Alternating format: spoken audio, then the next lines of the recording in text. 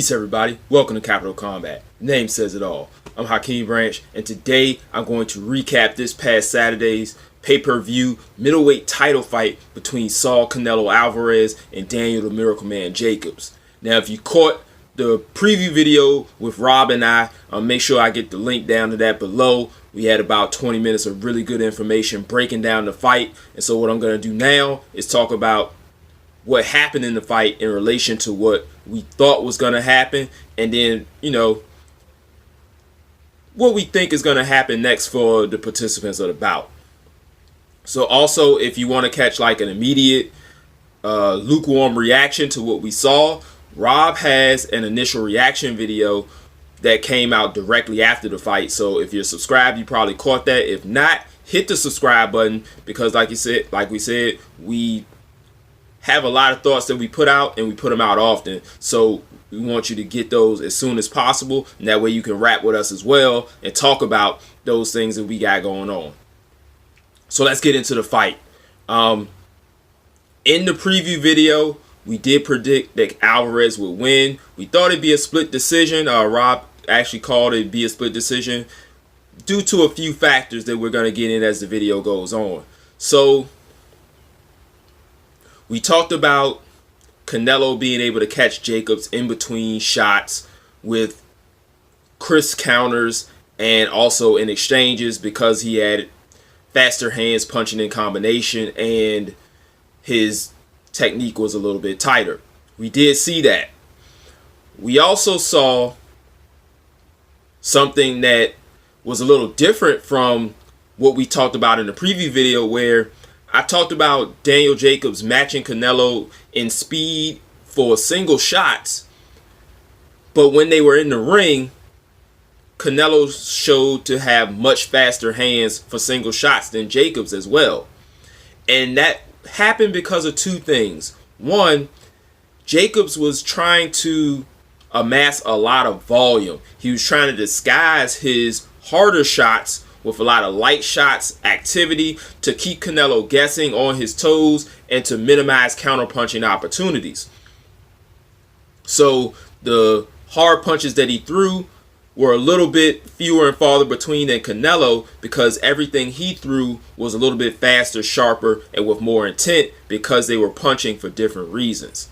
So that's one of the things that was different from the preview video that we actually saw in the fight. And that did play a big part in how the fight was scored. So if you go into the first round, you see Jacobs is very busy, but it looks like he's kind of pushing his punches and not snapping them, whereas Canelo is throwing his punches with intent. Intent to score, intent to hurt. Jacobs looks like he's, trying to feel him out and work a game plan. And it took maybe about 30 to 45 seconds, almost a minute, before he threw a really meaningful punch. Even with that being said, I still scored that first round for Jacobs. I thought that Canelo didn't do quite enough to negate the activity of Jacobs, so I gave him that first round. So as the fight goes on, Canelo begins to get his range. He gets more sharper. He starts to cut the ring off, because Jacobs is using a lot of movement laterally and he's circling, using lateral movement, and Canelo is just inching in, getting his distance, and then bam, throwing a sharp jab, throwing a lead right hand, hooks both to the body and head, and they were surprisingly accurate for having a moving target like Jacobs was earlier in that fight. So props to both of them, because one, Jacobs was keeping himself in the fight with the plan, and then Canelo began to adjust and take him out of the fight by using his own game plan. So we had those factors at play. We had the exchange factor come in. Canelo was able to catch Jacobs in the midst of exchanges. Like we said, his punches were faster. He punched in combination faster, and his defense is also a lot more sound and noticeable than Danny Jacobs' defense. So these factors are coming into play through the first 5 rounds, out of those first 5 rounds, I gave Jacobs 2 of them and Canelo the other 3. So that equals 5. Either way, we had a bit of a different dynamic though. So as the middle rounds go on, this is where Rob and I thought that Jacobs would be able to take over the fight and start to put some rounds in the bank. But instead, we got the opposite. You know, with us not being in there, we can't fully be in the head of Jacobs. But for some reason, he thought that the southpaw stance was something that was going to help him offset what Canelo was doing. And to us, it looked really ineffective. Canelo showed no hesitation when he went into the southpaw stance. He kept going about his business. Jacobs really wasn't that effective when he went into the southpaw stance. But what was effective was his switch back to orthodox, and he began to score. So he be in southpaw for about a minute and a half. So he's halfway through the round, he's in southpaw, and Canelo's kind of cruising through because he's not really posing a threat. And then bam, Jacobs switched to orthodox and starts to pour on some offense. So maybe that was his plan, and to an extent, it did work. The 7th round in particular, he landed a great left hand shot that sounded like it would have knocked Canelo in the next week. But one of the things we talked about in the preview video is how Canelo is able to roll punches and dissipate a lot of the damage that will come with that. So then when you watch the replay of that left hand, it still looks really hard, but you see Canelo roll with that punch and take off a lot of the damage.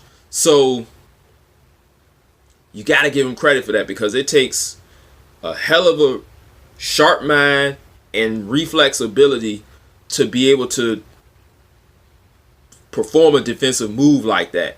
It's very hard. Most people will either look to cover up or move away completely, but to take some of the punch and let it roll off with the momentum is very difficult to do. It takes a lot of timing, a lot of skill, and probably a lot of lumps in the gym as well to perfect that style.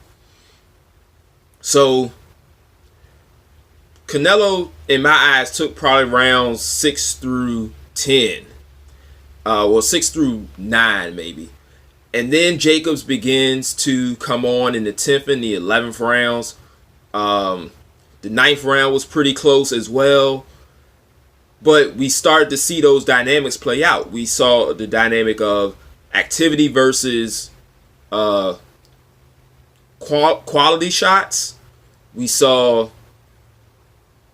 someone working for 3 minutes and then someone working in spurts, which Jacobs using the activity, Canelo working in spurts.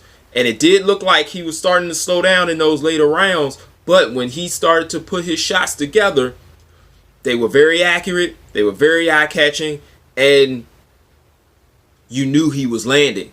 Jacobs, on the other hand, like I said, he was doing a lot of throwaway punches, and the judges can see that. Rob and I saw it, but the question then became, were the quality of Canelo's punches outdoing the activity of Jacobs? So that's where these rounds started to get really close. But I think a lot of times, especially for me, I went with the quality of the shots that Canelo was throwing, because you could tell that those shots that Jacobs were throwing were not with the intent to harm Canelo or to put some type of, pressure on him to rethink his game plan. It was more to, I'm just going to keep working so you can't work.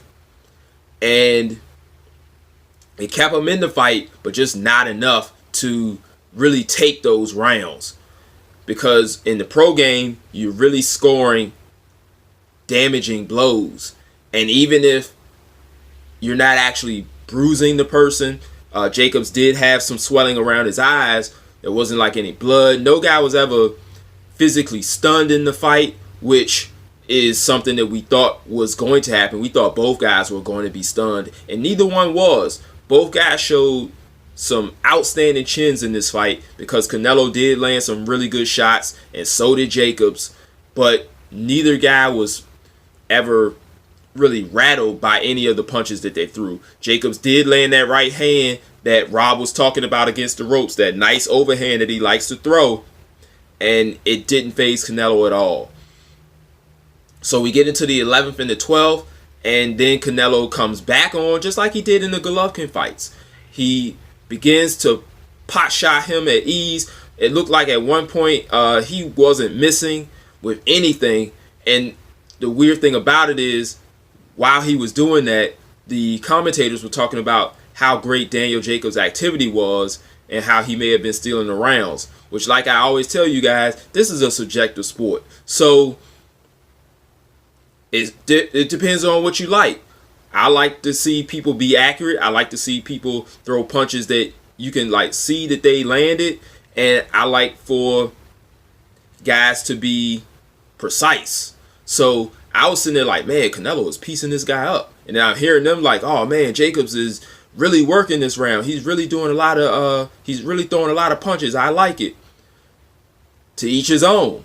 So I gave Canelo those last 2 rounds because I thought his punches were more meaningful than Jacobs, even though he was really putting it out there and really going for it as far as, like I said, that activity, those throwaway punches. But he mixed those hard shots in there, but Canelo was ready for him. One thing that I would have liked to see more is that Jacobs caught Canelo out of position quite a few times, but he never really pulled the trigger on capitalizing off him being out of position. There were times you could see Canelo having to change his stance, adjust his footwork in order to get back in front of Jacobs, because Jacobs would take a nice angle, and maybe when he was in front of him, the counter wasn't there. But from looking at the angles that we saw, it looked like he had an opportunity for some counters to even knock Canelo off balance and sway that round in his favor. Even if he didn't actually hurt him, just to show that he had him out of position, hits him, makes him stumble a bit, makes him readjust, would go a far way to scoring that round for him in the judge's eyes. So I think there was a lot of missed opportunities for Jacobs, which cost him the victory in this fight. I think I ended up scoring it 8-4 for Canelo, like one of the judges did. Rob had it 7-5. Like I said, there were some very close rounds in there where you're determining whether you like activity over accuracy. So whichever way you scored it is okay, because I say it before and I say it again, this is all a subjective matter of scoring. So next up for Jacobs, maybe he goes and fights one of the other contenders to try to get back into the hunt again. He did lose the IBF title in this fight. So Canelo now owns the WBC, the WBA, and the IBF, as well as the Ring Magazine title and the lineal middleweight title, which you heard Brian Kennedy mention several times, stems from Bernard Hopkins to Jermaine Taylor to Kelly Pavlik to Sergio Martinez to Miguel Cotto to Canelo Alvarez. So for Canelo Alvarez, next up, I think he should go after Demetrius Andre, who's the WBO champion. And also, that fight would be for all of the belts. The last time we had someone who had all 4 belts was Jermaine Taylor, who quickly lost those belts due to sanctioned body politics.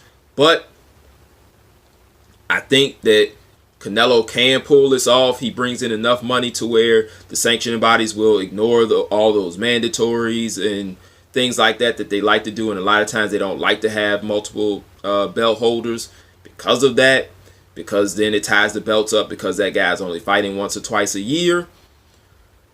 But I think they'll make that exception for Canelo because of the amount of money he brings in, which means more sanctioning fees for them, which means more of whatever it is they do with that money. Not my business. So if he doesn't take Andre, he can go with one of the Jamal Charlo, who's the middleweight. Maybe a lighter touch like a David Lemieux, someone who's still in a contender slot, but not quite, full belt holder. He could go round 3 with Triple G, depending on how he looks against Steve Rose in June. He's getting his, what we call the soft touch. I don't know much about Rose, but who knows? Maybe he comes and gives us the performance of a lifetime. We're not really expecting much. But, you know, they had the draw. They had the close decision win. Maybe we get one more. And then also with him having a new trainer, we get some new wrinkles in this fight. Also, on top of all that, we did have some MMA action going on as well. And I bring that up because I want to, if you haven't seen this, you need to go look up Raymond Daniels, because this man won the weekend with a 720 overhand right one-shot knockout. This guy is pretty much a primarily karate practitioner. He's the Bellator welterweight kickboxing champ, and he competed in the MMA match this weekend, and you will not be disappointed. One round of pure martial arts movie style action, highlighted by a video game with one of my mans called the Street Fighter V-Trigger knockouts. Excellent stuff. So check that out when you get a chance. Also, Rob's going to have some more videos coming your way with Jarrett Hurd and Julian Williams fighting this weekend. I'm actually going to be in the building, and I'm going to be supporting one of the undercard fighters, Emmanuel Aleem. So I'm probably going to stay away from that one. We got UFC this weekend.